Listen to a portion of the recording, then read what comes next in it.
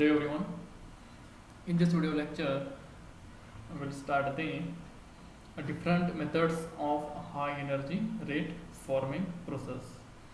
So previous lecture we deals about the what is mean by HERF, a principle related to the HERF process and its advantages, disadvantages and some applications process. See, HERF in the forming process, a large amount of energy applied for a very short interval of time. So many metals tend to deform more readily under extra fast application of load, which make these process useful to form a large size parts out of most metal, including those which are otherwise difficult to form. A high energy is required a sudden interval of time. This is what the basic principle of HERF. Now coming on to the classification of HERF process, these can be classified on the basis of their basic mechanisms of sheet forming, so that it may be classified as explosive forming process, electrohydraulic forming process, electromagnetic forming process. So depending upon the mechanism, depending upon the technique that we are applying, we can classify that explosive forming, we make use of explosive mixture here. Explosive mixture means we can be blast material, maybe TNT or RDX or PETN materials are used in this process. The second one is electrohydraulic forming. Electrohydraulic means here we use electrical and voltage supply applied that help us to convert raw material into the final product. Also, electromagnetic forming, electric current and high voltage supply applied on the that product. Okay, and electrohydraulic forming, there is a combination of electric and shock waves are produced to form a sheet metal. So these are the basic types of the high energy rate forming process: explosive forming, electrohydraulic forming and electromagnetic forming. We discussed one by one. First one is explosive forming is distinguished from conventional forming in that the punch and die are replaced by explosive charge. Here we don't use the punch and die arrangement to the applying the force on the workpiece. Instead of that, here we use the explosive charge. The explosive used are generally high explosive chemicals, gaseous mixture or propellants. Say for example, explosives that are capable of producing high pressure like TNT, PETN or RDX. Okay, commonly your amount of explosive used depending on the amount of energy required here. See the mainly two types of the explosive process. The first one is standoff technique and second one is the contact technique. If you see, the first one is standoff technique. Standoff operation, the explosive charge is located at some distance away from the work metal, while in the contact operation the explosive is placed in close or in direct contact with the work metal. In both the cases, the work metal is deformed at very high velocities and the deformation is completed in a few microseconds. If you see the arrangements, explosive charge is placed somewhat distance, so it is called as the standoff distance technique. Here is the sheet metal workpiece, and this cavity is depending on the that shape of the that sheet metal. Here is the vacuum line, vacuum supply. Both side workpiece is held rigidly. Explosive forming method in a standoff operation mode. Work metal is rigidly clamped over a die whose cavity is similar to the shape of the product desired. Air is drawn or creating a vacuum in the die cavity. This is done in order to avoid adiabatic compression and heating of the entrapped air. The die and the work is assembly are immersed in a tank filled with the water as shown in the figure. Okay, this is all filled with the water. A definite quantity of explosive material is placed in a water medium at a definite standoff distance from the work material. The standoff distance depending on the size of the workpiece and the type of the work material being deformed. On detonation of the explosive charge, a pressure pulses that we call as shock wave of very high intensity is produced along with bubbles of hot gaseous detonation products. See, these gas bubbles expand spherically and then collapse while the shock waves travel through the water and delivers the great energy to the work material, thereby deforming occurs in the cavity. Okay, this is all the basic principle behind of this standoff technique. Is also called as the unconfined technique. If you see in the line diagram, the sequence of underwater explosive forming operations. If you see the first figure here, explosive charge is set in a position. This is explosive charge is maintained some distance from the workpiece that we call as the standoff distance. Come to the second figure, pressure pulse and gas bubbles are formed as the detonation of charge occurs.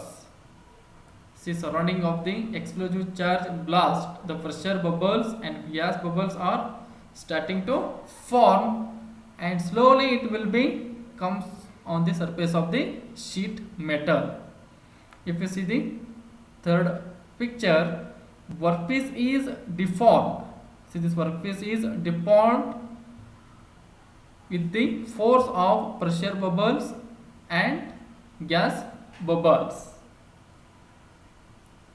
Fourth one, gas bubbles vent at the surface of water. The remaining gas bubbles will be comes outside from the water container.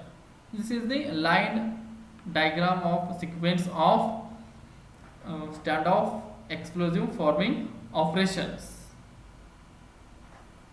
Next we say contact technique. This is all about the advantages and limitations of this process. This is mainly used for ship building, radar dish building, or elliptically domes in space applications. The standoff distance, the most important here to maintaining that distance with the sheet metal. Now come to the contact technique or confined system. The explosive charge in the form of cartridge is held in direct contact with the workpiece. While the detonation is initiated, the detonation builds up extreme high pressure up to 30,000 megapascal on the surface of the workpiece. The resulting in metal deformation and possible fracture. If you see, the application of explosive forming is mainly used for aerospace industry, this contact technique process, and also it is used for production of prototype forming and forming a large size components. The explosive charge in the form of cartridge is held in direct contact or close proximity with the work metal. On detonation of explosive charge, the pressure pulse, that we call as the shock wave, produced forces the work metal into the valves of the mold forming in the part. The pressure pulse produced is in direct contact with the work metal, and hence energy is directly applied on the work without any fluid medium, since the detonation takes place in a confined system. Extremely high pressure, that is up to 30,000 megapascal, may build up a necessary pressure to deform the sheet metal. Okay, this is all about the contact, or we call it the confined technique process. This is the principle. If you see the advantages, entire shock wave front is utilized as there is no loss in water, since explosive is placed in close proximity to the work metal and energy utilized effectively, so that there is no loss in energy to air or water, as is in the case of stand-off technique. More efficient as compared to unconfined type. If you see the disadvantages, more hazard of die failure due to high pressure, vacuum is required in the die, air present in the workpiece or tube is compressed, leading the heat, not suitable for large and thick plates. Applications: bulging and flaring of tubes. Okay, the bulging of the tubes, if you want, use this type of the forming process. Next one is saying electrohydraulic forming. So electrohydraulic forming involves the conversion of electrical energy to mechanical energy in the presence of liquid medium. A sudden electrical discharge in the form of sparks in a liquid medium is produced between electrodes, resulting in high pressure and shock waves. The energy in the shock waves deforms the work metal and collapses it against the wall of female die to obtain the desired shape. If you see, the characteristics of this process are similar to those of explosive forming, the difference being in the source of energy supplied for deforming of the work metal. The chemical explosive is replaced by a capacitor tanks here. In that explosive, we use explosive mixture to create the pressure on the sheet metal, but here we use the capacitor tank or bank, which stores the electrical energy. What is the function of capacitor bank? It stores the electrical energy. The capacitor is charged through a charging circuit. So this is connected to the charging circuit. Due to charging circuit, these are charged, and here electrical current is stored. This process is also known as the electric spark forming or electrical discharge forming process. If you see the operation of this electrohydraulic forming, two electrodes with the thin wire connecting them are immersed in a liquid, usually water. The work metal is secured on top of the die by means of a ring clamp to fix with a ring clamp, and a vacuum is created in the die cavity under the blank. Here vacuum is created. The die assembly is also immersed in a water. The electrodes are connected to a bank of capacitor through which, as shown in this diagram, the capacitor are charged from a power rectifier unit through a charging resistor to a predefined voltage and energy level. When the switch connecting the capacitor to the electrodes is closed, the electrical energy stored in the capacitor bank is discharged through electrodes and the wire, creating shock waves in water. The shock waves travel through water at high velocity and the energy in them deforms the work metal, conforms the contour to the die cavity. This is what the basic principle behind this electrohydraulic forming process. So from this we get the production rate is very high. Also the process is simple and also the cost involved is less. Large amount of energy can be directed into isolated area as required in punching or piercing operations. Okay, this is all about the electrohydraulic forming process. Next we see electromagnetic forming. Sorry. Electrical energy stored in a capacitor bank. Just I told, from the electrical circuit to store the electrical energy is used to produce opposing magnetic fields around a tubular workpiece surrounded by current carrying coils. The coil is firmly held and hence the workpiece collapses into the die cavity due to magnetic repelling force. Electromagnetic forming is also called as magnetic pulse forming. Is a type of high velocity forming process electrically conducting metals. Most commonly copper and aluminum is used. Current flows through a conducting material, say coil, or magnetic field is established around a coil. If you see the sketch, this is called as a magnetic field produced around the coil. If you see the operation of this process, electromagnetic forming process for producing a bulged component, a hollow sheet metal is placed in the die cavity and secured rigidly both sides.